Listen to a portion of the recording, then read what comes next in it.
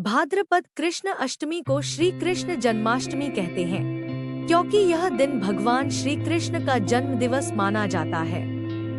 इसी तिथि की घनघोर अंधेरी आधी रात को रोहिणी नक्षत्र में मथुरा के कारागार में वसुदेव की पत्नी देवकी के गर्भ से भगवान श्री कृष्ण ने जन्म लिया था।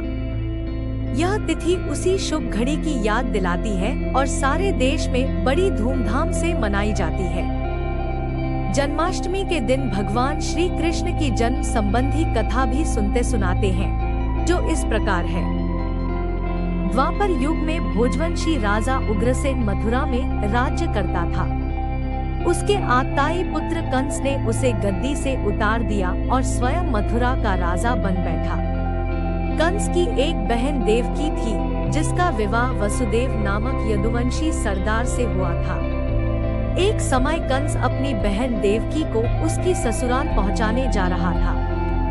रास्ते में आकाशवाणी हुई, है कंस, जिस देवकी को तू बड़े प्रेम से ले जा रहा है, उसी में तेरा काल बसता है। इसी के गर्भ से उत्पन्न 8वां बालक तेरा वध करेगा। यह सुनकर कंस वसुदेव को मारने के लिए उद्यत हुआ। तब देवकी ने उससे विनयपूर्वक कहा, मेरे गर्भ से जो संतान होगी उसे मैं तुम्हारे सामने ला दूंगी। बहनोई को मारने से क्या लाभ है। कंस ने देवकी की बात मान ली और मथुरा वापस चला आया। उसने वसुदेव और देवकी को कारागृह में डाल दिया। वसुदेव देवकी के एक एक करके 7 बच्चे हुए और 7 को जन्म लेते ही कंस ने मार डाला। अब 8वां बच्चा होने वाला था। कारागार में उन पर कड़े पहरे बैठा दिए गए। उसी समय नंद की पत्नी यशोदा को भी बच्चा होने वाला था। उन्होंने वसुदेव देवकी के दुखी जीवन को देख 8वें बच्चे की रक्षा का उपाय रचा। जिस समय वसुदेव देवकी को पुत्र पैदा हुआ, उसी समय संयोग से यशोदा के गर्भ से एक कन्या का जन्म हुआ, जो और कुछ नहीं सिर्फ माया थी। जिस कोठरी में देवकी वसुदेव कैद थे, उसमें अचानक प्रकाश हुआ और उनके सामने शंख, चक्र, गदा, पद्म धारण किए चतुर्भुज भगवान प्रकट हुए। दोनों भगवान के चरणों में गिर पड़े। तब भगवान ने उनसे कहा, अब मैं पुनः नवजात शिशु का रूप धारण कर लेता हूँ।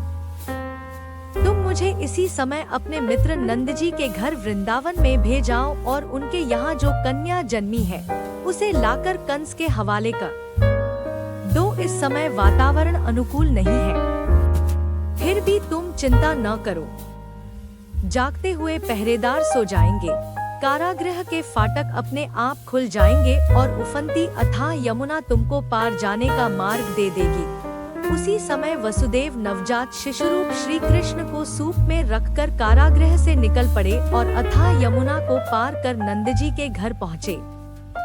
वहां उन्होंने नवजात शिशु को यशोदा के साथ सुला दिया और कन्या को लेकर मथुरा आ गए।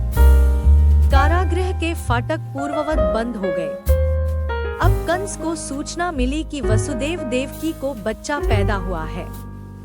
उसने बंदी गृह में जाकर देवकी के हाथ से नवजात कन्या को छीनकर पृथ्वी पर पटक देना चाहा, परंतु वह कन्या आकाश में उड़ गई और वहां से कहा, अरे मूर्ख, मुझे मारने से क्या होगा? तुझे मारने वाला तो वृंदावन में जा पहुंचा है। वह जल्द ही तुझे तेरे पापों का दंड देगा। यह है कृष्ण जन्म की कथा। एक पहला एपिसोड है, अगला एपिसोड बाद में आएगा।